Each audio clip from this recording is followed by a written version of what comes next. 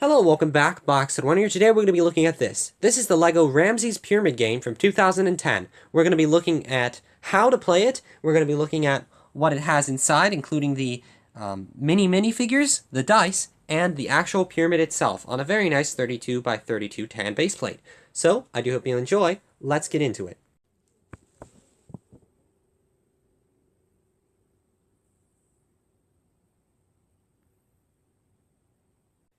We can start this off by looking at the actual build for this set, then we'll be looking at the figures, and finally how to actually play it, including what to do with the dice, how to use it, and some of the other cool little features that this set has. So let's get on to the actual build first, which you can see right here.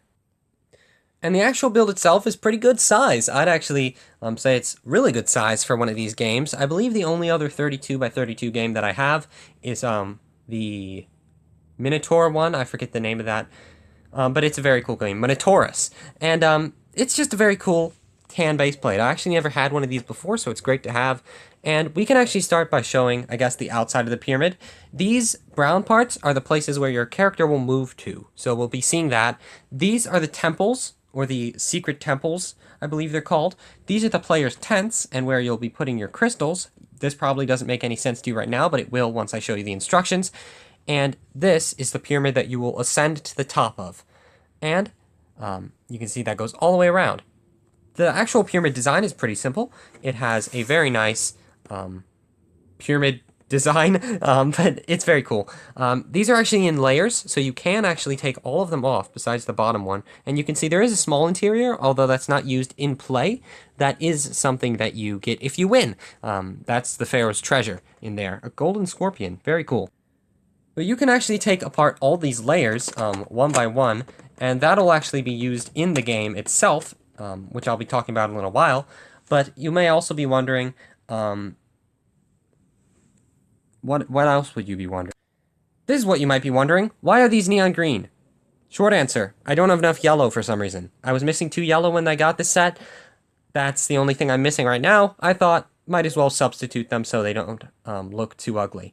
And you can see that each of the sides of the pyramid are also different in terms of what crystals they have. You'll see why once we get to the actual game, which is going to be after I show you these figures right now. We can start with the player characters. These are the ones you and up to three other players will use. We have the blue, orange, red, and yellow adventurers. Now these are pretty simple in terms of design. They don't have any back printing, so you're only being shown the front. I can show you what the actual piece looks like. It's just these very simple minifigure statue, or I guess minifigure pieces as I call them. And they're basically just themed after explorers of Egypt during that time, which was, I think, 1920s, if I'm remembering correctly, is when they kind of did the whole exploration thing. But there is also before that. But it's a very cool set of figures here, and you can see they're very nice facial expressions, or at least some of their facial expressions, and I believe they're all exclusive. They may have come in the, at least one of them may have come in the subsequent set, which was a much smaller, I believe it was on a 16 by 16 base plate. I don't have that one. It is basically themed after this, but it is about the inside of the temple. Anyway, that's it for the good guys. Let's get on to the mummies. And we actually have 2 types of mummies. We have the normal mummy, which you can see on the right, and you actually get 8 of them. And I'm grabbing them right now so I can dump them on here. You get 8. Where is that going? There we go. 8. You can't see all of them, but they're very simple, these mummies. There's the big one as well. Now, the big one is the Pharaoh, and this is Pharaoh Ramses. That was kind of a jumbled mess. This is Pharaoh Ramses, and he is the one that goes at the very top of the pyramid. Now, he has a very nice gold crown on, which is one of those big rock pieces, which is kind of cool. And he's very distinguished, easily distinguished from those other figures with that gold little dressing on him. Very cool. Here's all 8 of the mummies, if you were wondering. And with the figures and the build out of the way, we can actually get on to how to play the game. And the actual way to play it is kind of interesting. I thought it would be different when I originally got it, but it's a pretty cool system of actual play, and you can actually find it in this very nice little instruction manual on how to play, I guess, is the instruction manual on how to build it. But yeah, it has only about 5 pages in English, and then it has French, Canadian, and all that, and then there's also, I believe, Spanish, if I'm remembering that right. Yes, Spanish or Portuguese. I think it's Spanish, though. Yeah, it's Spanish, Mexico. Now, the actual instructions begins with this, and it shows basically what everything is. You can see empty temple spaces are these very simple squares here. These are the sacred temples, or the secret temples, as you can see there. These are crystals. You want to collect those. There's the dark bottom layer where you'll start, or start after you go collecting crystals, which I'll talk about in the game rules in a second. And then here's the steps to the pyramid, each being about one move, I believe it is. One move. The stairs are actually distinguished by those crystals, and you can see that there. Each one has a different crystal on either side. Now, at the top sits the Mummy King, as well as his 8 mummies around him, which I'll show you what that looks like right now. And this is what it looks like with the adventurers and the mummies on the board. Very simple, but it looks pretty good. Once we actually set it up and everything like that and build it, we can actually get on how to play. And although this is shown first, I'll first show you how to move, that way everything will make sense. It's pretty simple with the first one. It is move your adventurer forward 2 brown spaces, which are these brown spaces from the center line, or 2 spaces up the pyramid. And that is the 2 steps here. You start at the bottom, and you go 1 step for every space. The second one is moving 2 brown spaces, or 2 steps off a pyramid, and taking a crystal from another player's tent that you don't already have. So say you're red and you roll that space, this one, and you don't have the purple crystal. Now blue has the purple crystal in his tent, but as you can see, you don't have any crystals. Well, right now, you can simply take the crystal from blue and put it in your tent. So that's basically robbing blue of his crystal. And I'll show you the importance of the crystals in a little while, but this is how you actually rotate the pyramid, which is why all these sections are removable. Try not to give you any motion sickness with the movement of this camera, but you can simply rotate the sections, and that's because of this.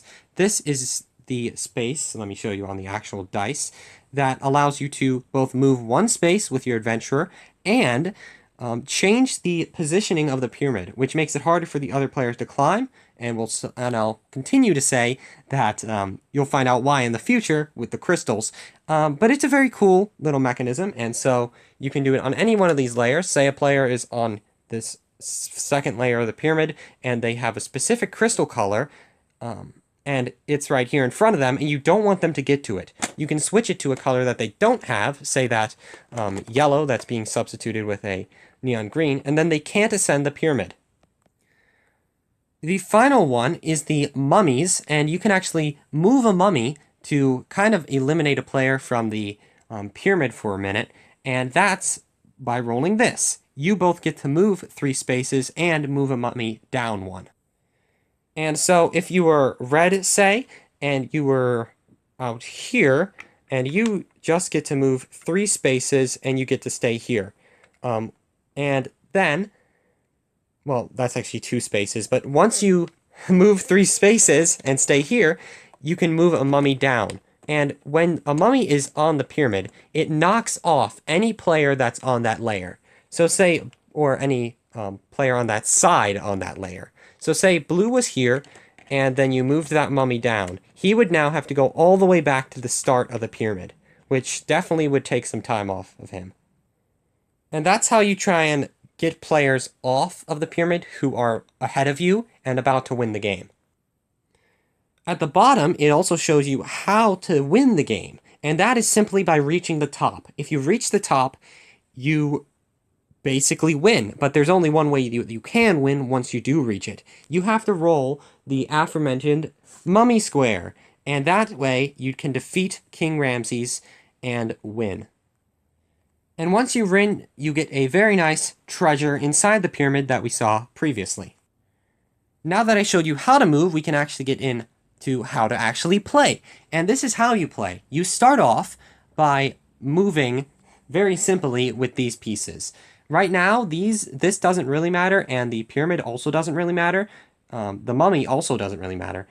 I already said that. But those don't really matter yet. Those only matter once you get on the pyramid. Right now, your job is to collect the crystals, which are very important. And yes, I said crystals by accident.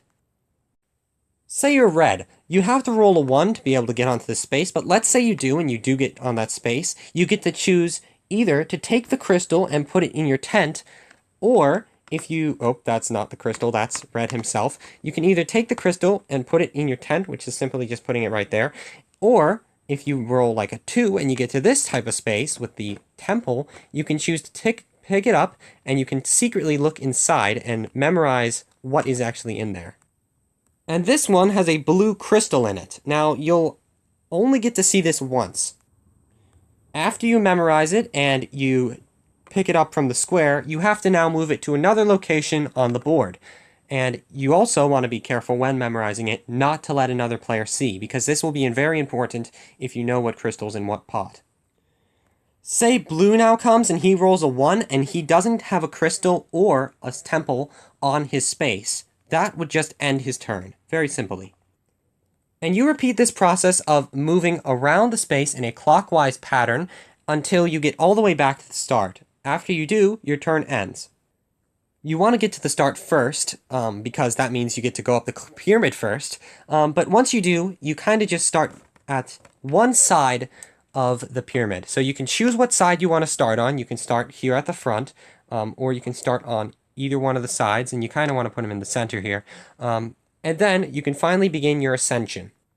Now, once you both make it to the pyramid, you can begin your ascension, and to do that, you have to have a good amount of crystals. And that's kind of a good reason to actually stay on the board for longer.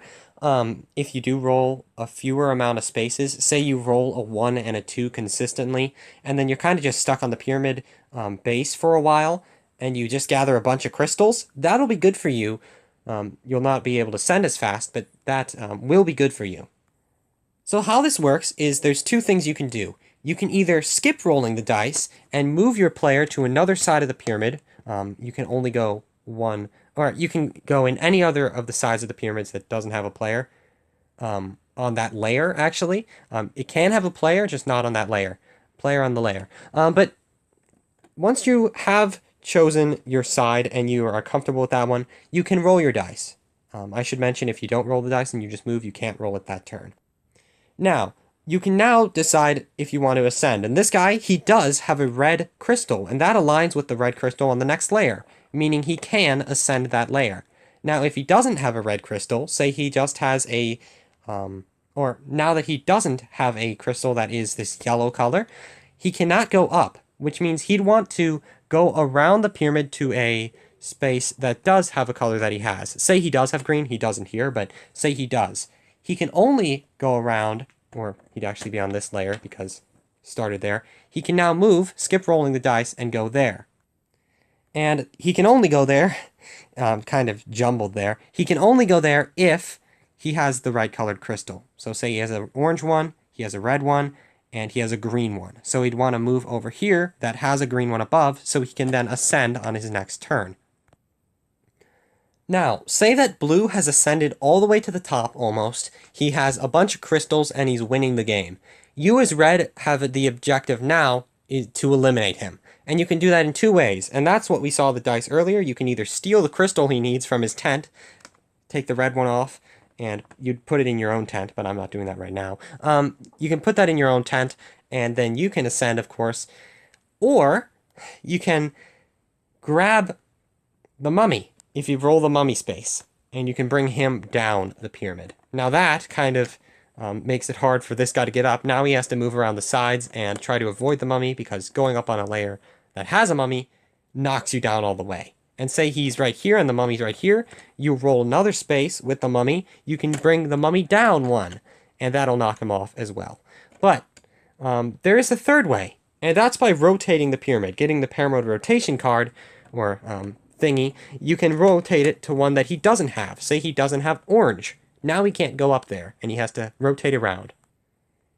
But say that red managed to get up the pyramid, he knocked blue back down to the start, and he got to the top. Now, as we discussed earlier, if he gets the mummy card, he wins. He defeats Ramses, and he gets the treasure on the inside of the pyramid. But that's basically how to play. I'm sorry if it was a little jumbled at some places, but I tried to teach you the best I could how to play. Hopefully it does make sense, and if it doesn't, you can always replay the video. Just read the instructions either online or pause when I was going over them. And yeah, pretty cool. It does also talk about changing the game. You can pause and read this and making your own rules, which is kind of cool. Such as all players fighting against the other king, or there being special treasure rooms and all that. There's some very cool things here. But yeah, I do hope you enjoyed. These are one of my favorite things in LEGO to collect. I don't find them that often, but they're pretty cheap when you do, only being a couple dollars. I think the most I've seen it is a quite overpriced one at 30, which we didn't get because I already had it, first of all. But second, 30 is a bit high. I think the most I paid for one of these is 20, and that's for the Minotaurus game, which was also on a 32 by 32 base plate, and is a very cool one. I got this one for $7 or $8 at a Goodwill, so you can still find them in the wild. I got that alongside Ilrion, which is one of the most expensive ones. That is its own theme, not like themed after a specific franchise like Star Wars or Harry Potter, or the most expensive game, over $250, the Lord of the Rings Hobbit game.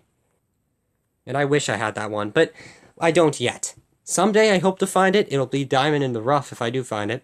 See what I did there? But there's a very cool set of games. There's a lot of games that LEGO released back then, and I plan to show off some more. So, I do hope you enjoyed this one, and if you do want to see some more games by LEGO, I will be making more videos on those soon. So, I shall see you next time, and goodbye.